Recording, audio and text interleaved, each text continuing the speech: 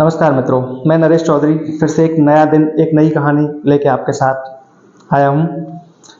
वैसे तो मित्रों, भारत देश में इतने वीर, इतने योद्धा, इतने जांबाज पैदा हुए हैं कि उनकी अलग-अलग कहानी आपको सुनने को मिल जाती हैं।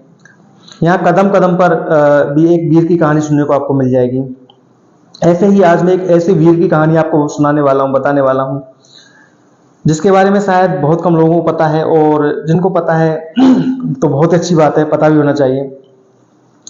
मैं आज बात करूंगा एक ऐसे सैनिक की जिसने 72 आवर्स 72 घंटे लगातार अकेले लड़कर दुश्मन की सेना को रोके रखा, दुश्मन की सेना को अपने देश की सीमा में अंदर नहीं आने दिया। एक ऐसे सैनिक के बारे में बात करूंगा जिसको आज भी उनके मरणोपरांत, उनके मरने के बाद सेना में ना तो शहीद का दर्जा दिया जाता है, ना ही स्वर्गीय लगाया जाता है। उनको आज भी प्रमोशन दिया जाता है, उनको आज वही सम्मान मिलता है जो एक सैनिक को मिलता है। तो आप लोग समझ चुके होंगे मैं किसके बारे में बात करने जा रहा हूँ। जी बिल्कुल, आप समझ चुके हैं, मैं राइफलमैन जसवंत सिंह रावत साहब के बारे में बात करने जा रहा हूँ। एक ऐसे सैनिक जिन्होंने चीन की सेना के सामने अकेले लड़कर ऐसी हिम्मत दिखाई कि 3 दिन 3 रात तक चीन की सेना को यह महसूस तक नहीं होने दिया कि एक अकेले बंदे ने उनको रोक रखा है, उनको आगे नहीं बढ़ने दिया जा रहा है। तो राइफलमैन जसवंत सिंह रावत के बारे में हम जानते हैं। पहले उनकी थोड़ा सा जीवन के बारे में हम जानते हैं। राइफलमैन जसवंत सिंह रावत का जन्म 17 जुलाई 1941 को उत्तराखंड में जो पौड़ी गढ़वाल डिस्ट्रिक्ट है उसमें एक गांव है जिसका नाम है बड्डूपट्टी। तो बड्डूपट्टी नामक ग्राम में इनका जन्म होता है।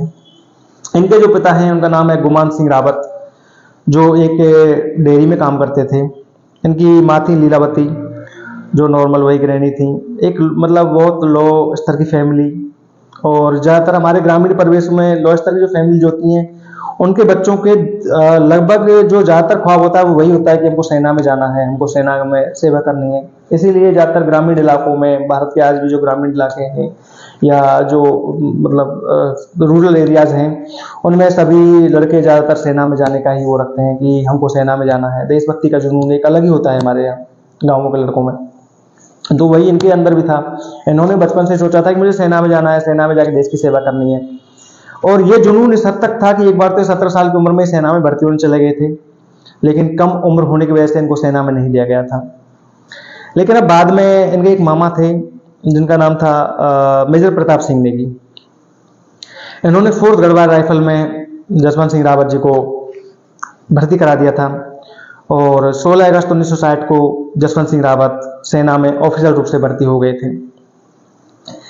भर्ती होने के बाद इनकी ट्रेनिंग होती है, और ट्रेनिंग होते होते इनका टाइम चल रहा है। उसी समय जो चीनी सेना है वो भारत में घुसपैठ करने लग जाती है, जगह जगह जगह जगह। इधर तो जसवंत सिंह रावत ट्रेनिंग पे चल रहे हैं, और उधर भारत में एक घटना हो रही है कि जो चीनी सेना है वो भारत में जगह जगह इलीगल रूप से घुसपैठ कर रही है, कब्जा करने के लिए आ रही हैं। अब इनकी ट्रेनिंग होती है खत्म, ये बात 1962 तक आ जाती है, और उसी समय 1962 में जो चीनी सेना है वो भारत पर लगातार जगह जगह से हमला किए जा रही हैं। अब जैसे इनकी ट्रेनिंग होती है तो इनको आदेश मिलता है कि आपको अरुणाचल प्रदेश में तैनात किया जाएगा। जो आपकी यूनिट है 4th गढ़वाल राइफल, उसमें सभी सैनिकों को, जो इतने भी उनके साथ वाले थे जसवंत सिंह रावत के साथ वाले, उनको सबको बोला जाता है कि आपको अरुणाचल प्रदेश में तैनात किया जाएगा। 17 नवंबर 1962 को इनकी पोस्टिंग होती है अरुणाचल प्रदेश के तवांग में। तवांग एक नदी भी है, तवांग एक इलाका भी है जहाँ इनकी पोस्टिंग होती है। वहाँ एक नूरानांग पुल है जहाँ इनकी पोस्टिंग आती है, जहाँ इनको भेज दिया जाता है। लगभग 14,000 फीट ऊंची जगह पर है ये जगह जहाँ इनको तैनात किया जाता है। तो वहाँ वैसे भी बहुत सारी मुश्किल थी, पूरा पथरीला के लिए उनको भारी दिक्कत भी हो रही थी। अब इधर से चीनी सेना थी, उन्होंने बहुत तीव्र गति से हमला चालू कर दिए थे। भारत पर लगातार हमले किए जा रहे थे। तो एक हमला होता है उसी जगह जहाँ इनकी पोस्टिंग होती है, तवांग इलाके में। वहाँ पर चीनी सेना आती है, लेकिन चीनी जो सैनिक थे वो बहुत ज़्यादा थे। जो हमारे जो फौजी वहाँ तैनात थे, हमारे जो सैनिक वहाँ तैनात थे, उनसे कहीं ज़्यादा संख्या में चीनी सैनिक जो हमला कर रहे थे वो थे। उनको टिड्डी दल के रूप में बोला जाता है, क्योंकि वो टिड्डियों की तरह हमला करते थे, एक साथ बहुत ज़्यादा संख्या में आते थे और सब कुछ तबाह कर देते थे। इसके अलावा एक जो चीनी सैनिकों के पास प्लस पॉइंट था वो ये था कि उनके पास मीडियम मशीन गन यानी MLG थी, और हमारे जो सैनिक थे इनके पास केवल राइफल्स थी, तो मुकाबला किसी स्तर तक का था ही नहीं, क्योंकि उनके पास तो MLG है, मीडियम मशीन गन है, और हमारे पास राइफल है। होता क्या है कि जो कमांडिंग ऑफिसर्स होते हैं वो बोलते हैं कि भाई अगर आप चाहो तो मतलब आप पीछे हट जाइए। वहाँ के सैनिक, जो हमारे सैनिक हैं, उनको बोला जाता है कि आप पीछे हट जाइए क्योंकि हम मुकाबला नहीं कर पाएंगे। लेकिन जसवंत सिंह रावत जो थे वो तो कोई अलग इरादा लेके आए थे। उन्होंने क्लियर जो मना कर दिया कमांडिंग ऑफिसर से कि हम पीछे नहीं हटेंगे, जब तक हमारी आखिरी सांस है हम सैनिक का मुकाबला करेंगे। इसमें जो राइफलमैन जसवंत सिंह रावत है उनका साथ देते हैं लांस नायक त्रिलोक सिंह और राइफलमैन गोपाल सिंह। ये इनका साथ देने का मतलब जिम्मा ले लेते हैं कि हाँ हम भी आपका साथ देंगे। तो इनका जो प्लान बनता है वो बनता है कि पहले हम सैनिकों से, जो दुश्मन सैनिक हैं, चीनी सैनिक हैं, उनसे हम MLG लूटेंगे, जो मीडियम मशीन गन है उनको लूटेंगे और उनकी मशीन गन को लूट के उन्हीं पर हमला करेंगे। तो ये प्लान बनता है। तो वो धीरे धीरे रैंक कर, जमीन से चलकर रैंक कर सेना, दुश्मन की सेना के पास पहुंचते हैं और वहां कैसे भी करके वो MLG को लूट लेते हैं। लेकिन होता क्या है, इस हमले में जो लांस नायक त्रिलोक सिंह है वो बुरी तरह से घायल हो जाते हैं, और राइफलमैन गोपाल सिंह है वो भी सैनिकों द्वारा घायल हो जाते हैं और बाद में शहीद भी हो जाते हैं। अब बचते हैं जसवंत सिंह रावत साहब। अब वो रावत साहब क्या करते हैं कि अलग अलग बंकर्स में अलग अलग गन लगा देते हैं, अलग अलग राइफल लगा देते हैं, और कभी इस बंकर से फायर करते हैं, कभी उस बंकर से फायरिंग करते हैं, कभी इस बंकर से फायरिंग करते हैं, कभी उस से फायरिंग करते हैं। तो चीनी सेना को ऐसा लगता है कि एक अकेला बंदा नहीं है, यहाँ बहुत सारे सैनिक हैं और जो हमारे तरफ फायर कर रहे हैं। अब यहाँ एक लोकल लोगों की कहानी आती है कि वहाँ की जो दो लोकल लड़कियां थीं, एक का नाम था सेला, एक का नाम था नूरा। इन सेला और नूरा ने जसवंत सिंह रावत की मदद की थी लड़ाई में। लगभग 72 घंटे हो चुके थे और जसवंत सिंह रावत और वो जो दो लड़कियां थी वो लगातार लड़े जा रही थी, और चीनी सेना को आगे नहीं बढ़ने दे रही थी।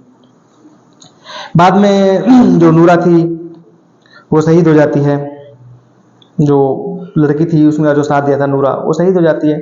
अब पता नहीं ये कहानियां उसमें कितनी सच्चाई थी कितनी नहीं थी, लेकिन आज भी वहाँ के जो लोकल लोग हैं वो उनको बहुत बड़ा सम्मान से देखते हैं, सेला और नूरा को।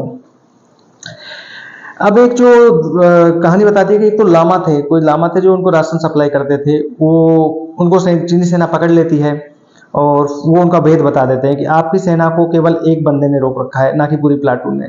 इस बात को लेकर चीनी सेना बहुत ज्यादा खफा हो जाती है कि एक बंदे ने हमको परेशान कर रखा है।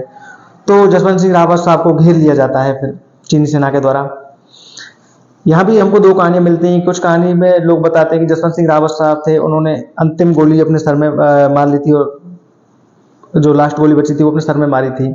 लेकिन दूसरी कहानी ये कि उनका जो चीनी सैनिक थे उन्होंने घेर लिया था और उनका सर काट के ले गए थे, चीन ले गए थे। फिर बाद में एक पत्र आता है, एक चीनी कमांडर का खत आता है। उस पत्र में लिखते हैं कि एक ऐसे योद्धा को क्या सम्मान दिया जाए जिस योद्धा ने हमारी सेना को लगभग 3 दिन 3 रात तक आने ही नहीं दिया। अकेले ने 300 सैनिकों को नहीं आने दिया, अकेले ने 300 सैनिकों से ज्यादा सैनिकों को मार गिराया। ऐसे सैनिक को क्या सम्मान दिया जाए।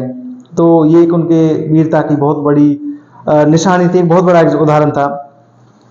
अब बात करते हैं भारत के सम्मान में। तो भारत जो सरकार है उन्होंने राइफलमैन जसवंत सिंह रावत को मरणोपरांत, मरने के बाद महावीर चक्र प्रदान किया था। फिर बाद में एक निर्णय लिया गया था कि 17 नवंबर को इनके सम्मान में नूरनांग दिवस मनाया जाएगा। हर साल नूरनांग दिवस मनाया जाएगा 17 नवंबर को। अरुणाचल प्रदेश के तवांग इलाके में एक बार मेमोरियल बनवाया गया है जिसका नाम है जसवंत सिंह रावत बार मेमोरियल। और वो जो लड़कियां थी सेला नूरा, उनके नाम में एक दर्रा है वहाँ जिसका नाम सेला दर्रा है, और एक झील है जिसका नाम भी सेला झील है, और एक और झरना है, एक जलप्रपात है, वाटरफॉल है जिसका नाम है नूरनांग वाटरफॉल।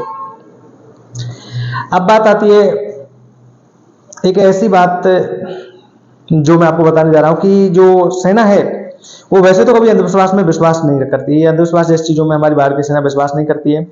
लेकिन आज भी जो जसवंत सिंह रावत साहब हैं उनके नाम के आगे ना तो शहीद लिखा जाता है और ना ही स्वर्गीय लिखा जाता है, क्योंकि सेना ऐसा मानती है कि वो आज भी मौजूद है, आज भी जिंदा है, आज भी हमारे देश की सीमाओं की रक्षा कर रहे हैं।